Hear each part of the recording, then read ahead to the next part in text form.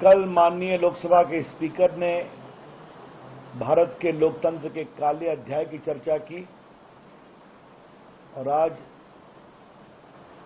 महामहिम राष्ट्रपति जी ने भी अपने अभिभाषण में की। सबसे घोर आश्चर्य इस बात का है कि 50 साल के बाद भी कांग्रेस पार्टी अपने इस पाप को ढो रही है, जिसकी चर्चा होते ही तलखी लग जाती है। कांग्रेस पार्टी एक प्रकार से छटपटाने लगती है। What is the problem of Congress party? You want to own the sin of the murder of democracy in 1975। 50 साल हुए हैं तो देश के लोकतंत्र के इस काले अध्याय की चर्चा क्यों नहीं की जाए? आज देश को बताना जरूरी है कि इमरजेंसी क्यों लगाई गई। इंदिरा गांधी का election petition Allahabad high court ने सुना राजनारायण की शिकायत पर और उनके रायबरेली के इलेक्शन को सेटिसाइड कर दिया। उसके खिलाफ सुप्रीम कोर्ट आई। सुप्रीम कोर्ट से उनको पूरा स्टे नहीं मिला।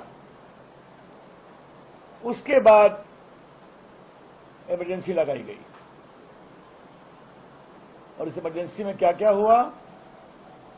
लोकनायक जयप्रकाश नारायण गिरफ्तार हुए, अटल बिहारी वाजपेयी, लाल कृष्ण आडवाणी, नानाजी देशमुख, मधु दंडवते, लालू प्रसाद, मुलायम सिंह यादव, नीतीश कुमार, ये सभी गिरफ्तार हुए।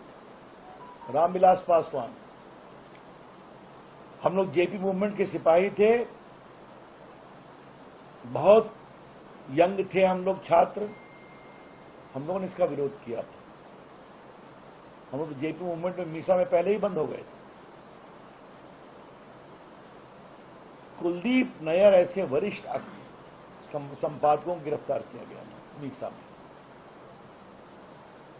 प्रेस पर सेंसरशिप लगाई गई थी।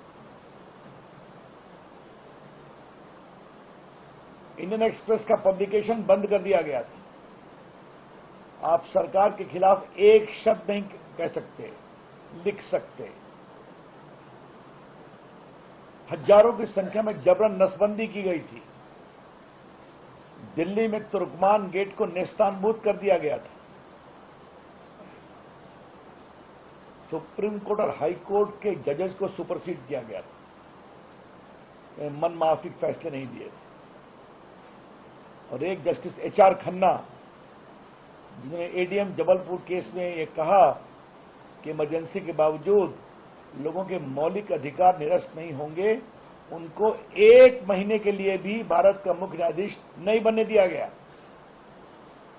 राष्ट्रीय स्वयंसेवक संघ के स्वयंसेवकों के जेल में नाखून नोचे गए थे, यातनाएं दी गई थी, बहुत लोग मरे।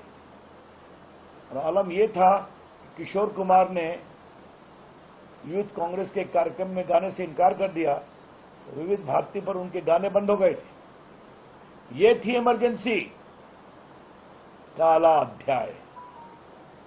कांग्रेस ने आज तक माफी नहीं मांगा। कल भी जो लोग मरे, उनकी याद में जब 2 मिनट का मौन रखा गया, तब भी ये परेशान थे। आज मैं डीएमके के लोगों को बताना चाहूंगा, उनकी सरकार को, श्री करुणानिधि के मुख्यमंत्री थे, उनकी सरकार को जबरन इमरजेंसी में इंदिरा गांधी ने डिसमिस किया था। तो श्रीमान अखिलेश यादव, स्टालिन, कनिमोई, ये सभी इस बात का ध्यान रखें और तेजस्वी जी इस बात का ध्यान रखें कि उनके पिताजी जेल में बंद थे। ये कौन सी बात करते हैं? 50 साल हो गए तो क्या उस काले अध्याय पर पीड़ा व्यक्त करना भी पाप है क्या? यह है कांग्रेस का सही इतिहास। लोकतंत्र में विश्वास है, लोकतांत्रिक परंपराओं में विश्वास है, और अगर थोड़ी चर्चा भी कर दो तो इतने परेशान हो जाते हैं कि प्रोटेस्ट कर रहे हैं, राहुल गांधी ट्वीट कर रहे हैं, स्पीकर के पास जा रहे हैं, हाँ, प्रोटेस्ट कर रहे हैं। बिल्कुल सही काम किया है स्पीकर साहब ने, किसी पार्टी का नाम नहीं लिया, मात्र उन्होंने उस समय के काले अध्याय को लोकतंत्र से जोड़कर कहा है। महामहिम राष्ट्रपति जी ने भी बिल्कुल सही कहा। कांग्रेस पार्टी को अपने ऊपर इतना चोट लगती है उसकी चर्चा से, ये साफ दिखाई पड़ता है कि कांग्रेस पार्टी के इरादे नेक नहीं है। संविधान की बात करना एक छलावा है। भाजपा ने साफ साफ कहा है, मोदी जी ने कहा है, पूर्व में अटल जी ने कहा है, इमरजेंसी अब नहीं लगेगी, कभी नहीं लगेगी। लोगों के नागरिक अधिकार का हनन नहीं होगा। और देश को यही बताना जरूरी है, जब 77 में चुनाव हुआ था तो देश की जनता ऐसा जागी कि इंदिरा गांधी रायबरेली से हार गई थी और संजय गांधी जी अमेठी से हार गए थे।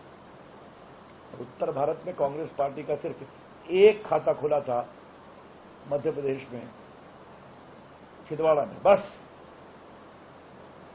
तो ये देश का इतिहास है, हमें उस लोकतंत्र पर गर्व है। संविधान की कॉपी देकर छलावा न करें। हमें गर्व है कि इस देश के अंदर की ताकत ने इमरजेंसी के काले अध्याय को परास्त किया। और आज जब 50 साल पूरे हो रहे हैं तो हम गर्व से उस बात को कहेंगे और उसका स्मरण दिलाएंगे, ताकि आगे कभी ऐसा नहीं हो।